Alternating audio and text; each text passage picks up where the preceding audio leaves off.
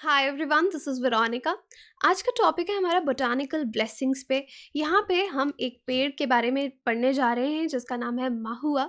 जो कि ट्री है, इसके फ्लावर्स यूज़ होते हैं बहुत सारी चीज़ों में, लेकिन स्पेशली लिकर बनाने के लिए। तो डिटेल में जानेंगे कि महुआ की क्या इकोनॉमी है और किस तरीके से चैलेंजेस हैं जो लोग इससे लिकर बनाना चाहते हैं, स्पेशली द ट्राइबल पॉपुलेशन, उसके बारे में बात करेंगे।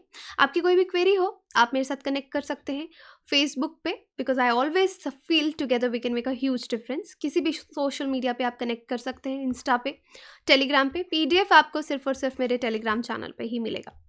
तो डिस्कशन शुरू करते हैं। देखिए, जब भी इसके जो फ्लावर्स हैं वो शेड होते हैं, नीचे गिरते हैं, तो बहुत सुंदर सा ग्राउंड पे आपको येलो कलर का, देखिए प्लांट का नाम क्या है, ट्री का नाम क्या है, महुआ। ओके, अगर आपने सुना होगा तो आप कमेंट सेक्शन में ज़रूर मुझे बता सकते हैं। येलो फ्लोरल डिलाइट्स, यानी येलो कलर के फ्लावर्स के पूरे एक कारपेट की तरह ज़मीन पे बिछ जाते हैं, और फिर जो गांव वाले हैं वो अपने बास्केट्स लेके इसको इकट्ठा करते हैं। इसकी खुशबू बहुत अच्छी होती है, और आप देख सकते हैं कि इस पे थोड़ा रस्टेड ब्राउन लीव्स जो होते हैं कैमोफ्लाज कर रहे होते हैं। एक्चुअली उसकी ब्यूटी बताने के लिए इस तरह से ये लाइंस जो हैं वो लिखी गई हैं। अब देखिए, टीक और साल फॉरेस्ट जो हैं सेंट्रल इंडिया में, आपने देखा होगा, बहुत सुंदर से आपको दिखेंगे अगर आप स्पेशली इस टाइम पे जब जाएंगे, when they shed their leaves and their flowers, right. और ये टाइम कब है, फरवरी से अप्रैल तक, तो बहुत सुंदर लगेंगे। Not shed their leaves, but जब इसके फूल खिलते हैं तब। Shedding is autumn, but we are talking about the spring season. तो बहुत सुंदर आपको दिखेगा।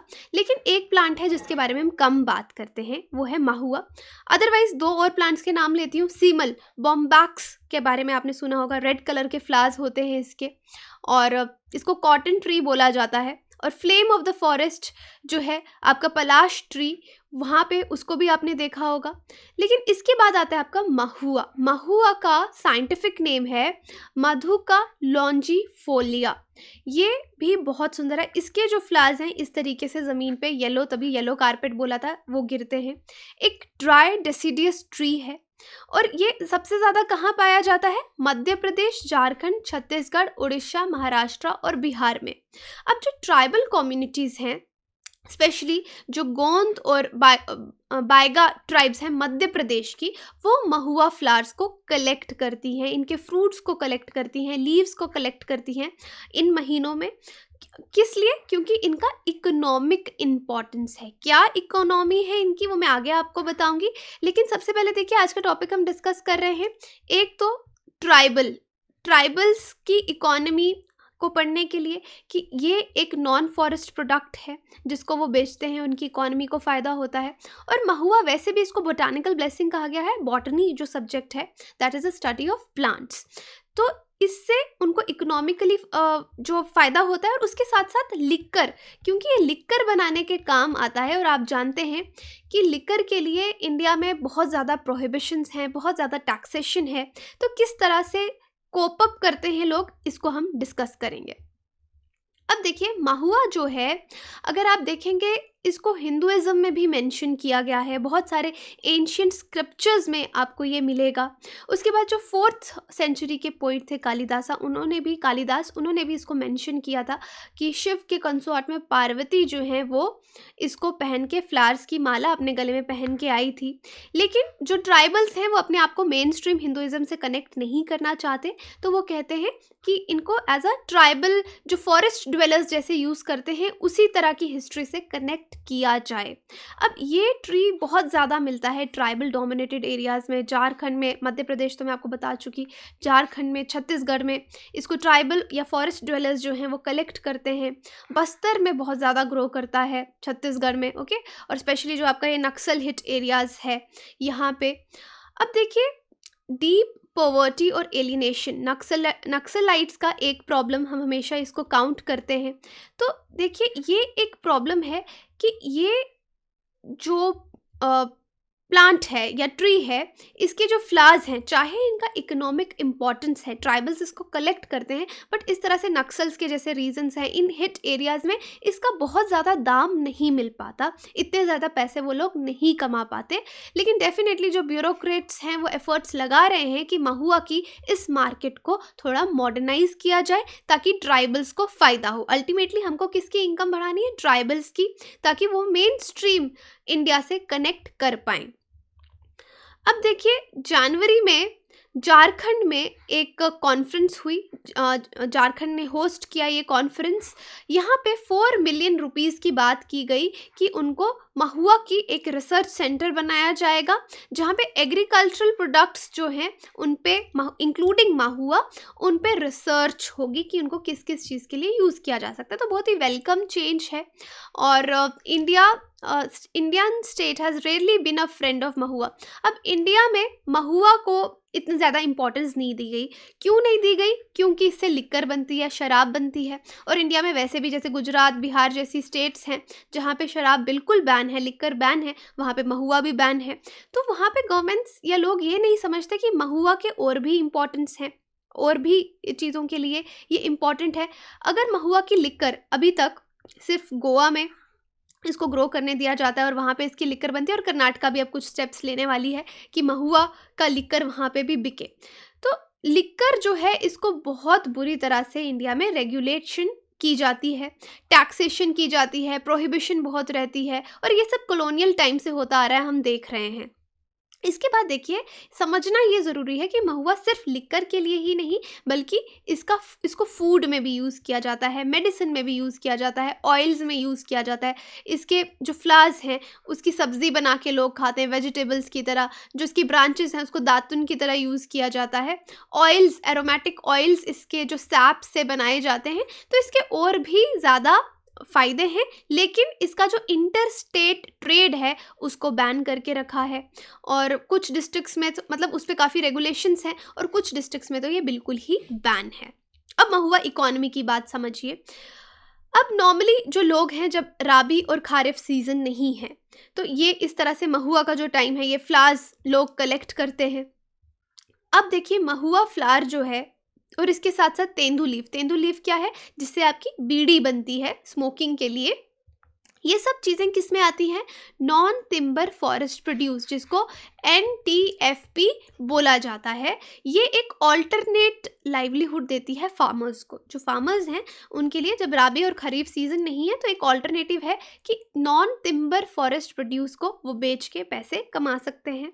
ओके, इसके बाद देखिए, टिपिकल विलेज में लोग क्या करते हैं इससे। जो फॉरेस्ट ड्वेलर्स हैं, वो सीड्स और फ्लावर्स कलेक्ट करते हैं। इनके प्राइजेस उनके द्वारा सेट किए जाते हैं। फ्लावर कलेक्शन अप्रैल तक ओवर हो जाती है। ओके, लोकली महुआ को गुली कहा जाता है। इससे ऑयल निकाला जाता है, जिसकी बायोफ्यूल प्रॉपर्टीज़ हैं, मेडिसिनल वैल्यू है, इकोनॉमिक वैल्यू है। तो अल्टीमेटली विलेजर्स को इससे बहुत ज़्यादा फ़ायदा होता है। अब ट्राइफेड क्या है? Tribal cooperative market federation of India. इस पर मैंने एक अलग से वीडियो भी बनाई थी, आप देख सकते हैं डिटेल में ट्राइफेड कैसे काम करती है।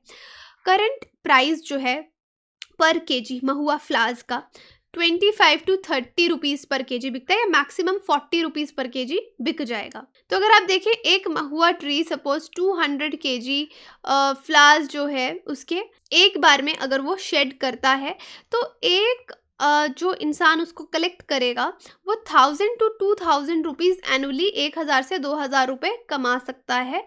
लेकिन ये डिपेंड करता है वो कितना अपना कलेक्ट करता है और कितना बेच पाता है। और यहाँ पे तो मैंने आपको 25 to 40 रुपीज़ बताया, बट कई बार ये ₹15 to 16 पर केजी भी बिकता है, और इसका MSP कितना रखा गया है?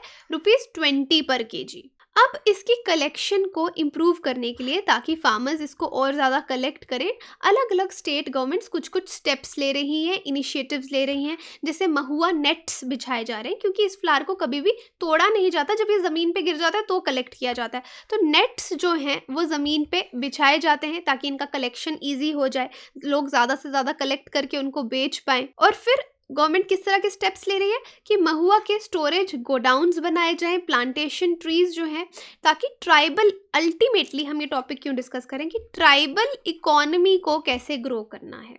ट्राइबल इकोनॉमी को ग्रो करने का एक तरीका है ये नॉन फॉरेस्ट जो प्रोड्यूसेस हैं उनको स्ट्रॉन्ग किया जाए, लोग उनको खरीदें, और जो फार्मर्स हैं, ट्राइबल फार्मर्स हैं, फॉरेस्ट ड्वेलर्स हैं, उनको फ़ायदा हो। तो इसलिए महुआ की सोशियो कल्चरल और जो वैल्यू है ट्राइबल सोसाइटी के लिए वो बहुत ज़्यादा है। इसके साथ साथ इसका कल्चरल रेवरेंस भी है, क्योंकि एक तो ये ऑल्टरनेटिव लाइवलीहुड है लोगों के लिए। ट्राइबल्स अपने बहुत सारे फेस्टिवल्स में, ओकेजन्स में इसको यूज़ करते हैं, प्रेयर्स इस पेड़ के आगे पीछे रह के बोली जाती हैं। इसके बाद ट्राइफेड बहुत ज़्यादा कोशिश कर रहा है कि महुआ की कैंडीज़ बनती हैं, लड्डूज़ बनते हैं, कि लिकर छोड़ के भी इसकी इकोनॉमी, मतलब इसके बारे में लोग जानें और इसको ख़रीदें। महुआ कैंडी, पिक्कल, इसका अचार बनेगा, लड्डू बनेंगे।